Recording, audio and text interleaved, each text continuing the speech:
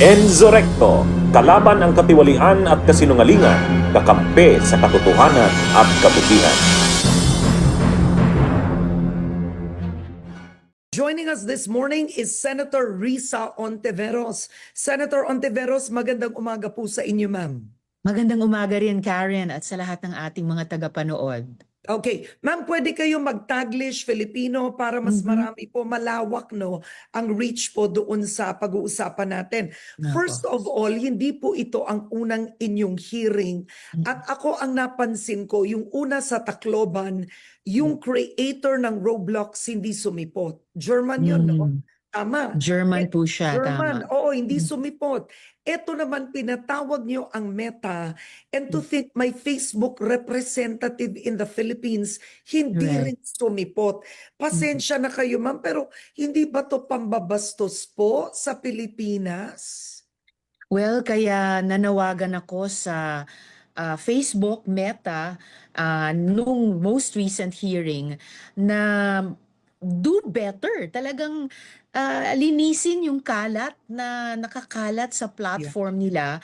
In the first place, bakit nga ba tumakbong 14 minutes ang live stream nung shooting sa Ateneo de Zamboanga bago nila na take down? Ibig sabihin, Karen, may 14 minutes worth ng ganyang klaseng content. Andyan pa rin sa labas, hindi pa rin nati-take down lahat. Bagamat sinabi ng Meta, patuloy daw nilang ite-take down. And salamat dun sa ating mga internet service providers na nagsabing iba-block nila daw ang pagkalat niyan.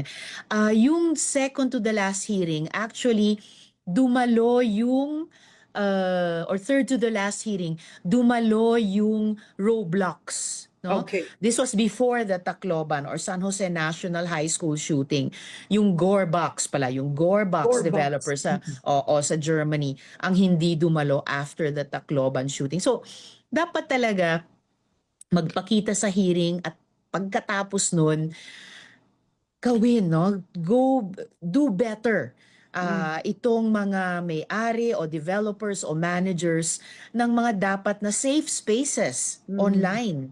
Pero na pinapasukan nitong mga malign actors tulad ng mga nihilistic violent extremism o NVE o iba pang nagpe-perpetrate ng serious violence by children against children. Ginugroom yung mga bata, nire-radicalize yung mga bata para sa ganitong mga gawain. Lumabas na po yan, lumalabas na sa Tacloban investigation, patuloy pa rin iniimbestiga at wala pang concrete findings or final na findings sa Zamboanga naman. Oo. Okay. Now, you did say that the problem is multifaceted. Tama po kayo, no? So, Opo. let's go first to the responsibility of platforms. Social media muna tayo. Companies like Meta, TikTok, YouTube. YouTube would be under Google. These Yes. are big companies operating globally. Pero most of them have been called out all over the world because Tama. you have some who feel that other than taxes issues, they are not made accountable in specific countries. Tulad na lang nito, no? Yung sabi nyo, nag-live, 14 minutes. Kanino Grabe. tayo tatawag? Ibaba mo yan. Or Yeah. kanino tayo kakaso, right? You don't, there's no face. So what do we need to do to make these platforms accountable in the Philippines because they are operating and making money in the Philippines? Exactly. So essential talaga na dahil nag-ooperate sila dito, kumikita sila dito, gaya ng sinabi ng CICC sa hearing namin, no? Si Yusek Paraiso, kailangan may jurisdiction ang Philippine regulators. At para maging konkreto yan, Karen, kailangan may in-country representative, in-country offices, lahat ng mga ito. Meron na ang Meta, pero yung iba pang mga platforms, kailangan din magkaroon yan. And then, lalo na dahil magkakaroon na sila ng in-country office at representative, so pwede silang mag-coordinate mas closely sa mga authorities natin at ibang stakeholders sa private sector at civil society, i-examine at itaas yung kanilang sinasabing community standards. I-review kung yung kanilang protocols at safeguards ay sapat na malakas at kung talagang iniimplementa nila. So that itong mga private sector entities sa internet, sa social media, mas fruitfully makaka-coordinate at makikitrabaho sila sa ibang mga stakeholders sa private sector at lalo na sa gobyerno at sa ating lipunan. Oo. Kasi like Senator Risa, no, because like ako po, I create content for YouTube. I know for a fact that there's a Google office in BGC. So alam ko po yun, and there are people from Google and YouTube who are constantly in touch with me. And I've met people from TikTok also who are in charge of TikTok marketplace. Right. But like, does your office know of any Facebook office address? Is there a Meta office in the Philippines? Well, may mga Meta representatives, sila nga yung dumadalo sa mga nakaraang hearing namin. Sayang lang hindi sa pinakahuli. Pero mga kababayan natin ito and they are working here in the country. So I think dito sa pinaka-recent na insidente na unfortunately Star ang kanilang kumpanya dahil sa 14 minutes na content na iyan, sana ay madaliin nila mag-establish talaga ng opisina dito. At least good starter na meron silang mga representante dito. Oo. Are there laws that we can pattern the Philippines from? Because for example, the social media ban below 16, Australia took the lead. And then Tama. you had other countries follow Australia's lead. When it comes to social media platform responsibility, meron ba tayong pwedeng tularan? Actually, may mga Philippine best Okay. practices na tayo, modelo. Sinisimulan na sa ating sariling mga batas. In fact, ngayong linggo, ine-enhance namin yung anti-OSAEC, si SAEM law natin, at nilalaan natin yung mga tools natin laban dyan sa online sexual abuse and exploitation of children. Inilalaan natin in a particular section in that bill or that law para magamit din ng ating mga otoridad laban naman sa nihilistic violent extremism. Kasi yung dalawang harms na yon, yung OSAEC at yung CSAM o Child Sexual Abuse and Exploitation Materials for one, at yung NVE o Serious Violence on the other, parehong inaabuso yung internet, no? So yun ang isang isinusulong namin, batay na rin sa mga leksyon dyan sa Australia at sa iba pang mga bansa pati sa Europa.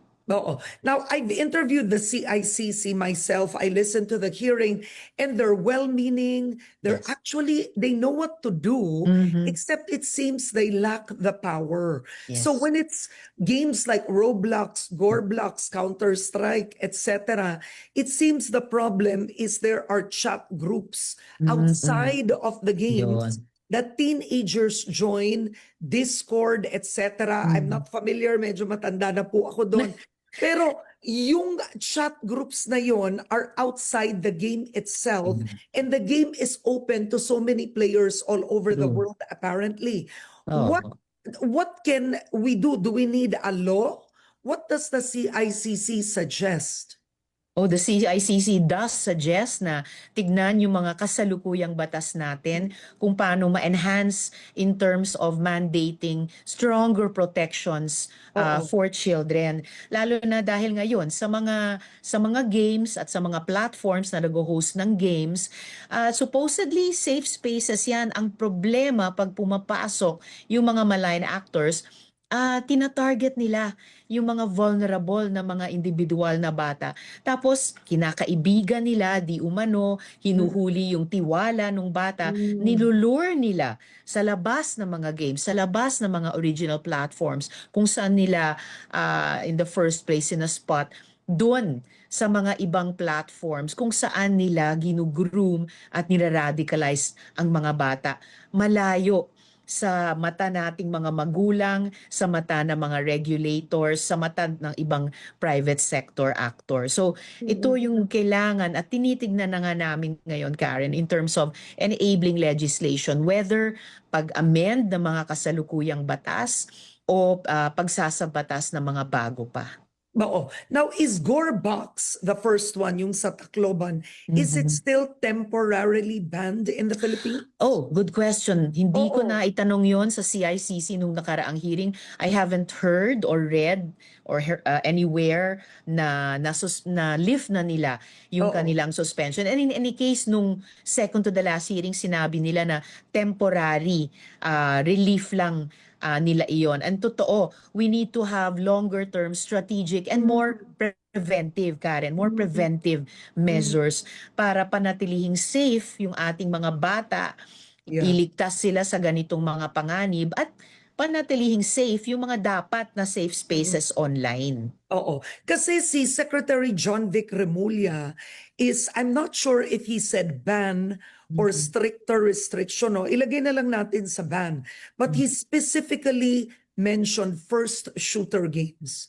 And it makes perfect sense. I mean, what good can a first shooter game do for anyone, right? So, in effect, other than the groups that it brings, there's a culture of violence with first shooter games. So, ang tanong, where do you stand on that? Right? Well, I mean, you know, I some hear- adults will oo. say, if you're old, okay lang. Pero dapat pagbata ka, kasi may gamers din ng mga senador. Senator Risa, meron din. Pero really, first shooter games, what good can that do? Should we ask for a ban? Well, I think a first step is really sundin natin yung rekomendasyon ng mga organisasyon ng mga child psychologists and psychiatrists na dapat walang unsupervised. Yeah. Dapat mas may parental supervision ang engagement sa games, sa social media platforms, sa buong internet, ang mga bata 16 years old and below. At nakikita ko kahit sa amin dito sa Senado, dumadami ang mga kasamang senador who are really lending a supportive ear to that. Yun pa lang, it's already a first step in the right direction para i-address yung mga valid concerns natin sa culture of violence na nagmumula sa maraming sources, pero validly we cast an eye also in the direction of mga violent games, including first shooter games, lalo na kapag mga bata ang naglalaro nito. Bunyog, bunyog, halikan na kasama ka. Bunyog, kapag buklod ay may pag-asa. Luzon, Visayas, Mindanao, isa ang pananaw. Sa bagong Pilipinas ang bunyog isisigaw.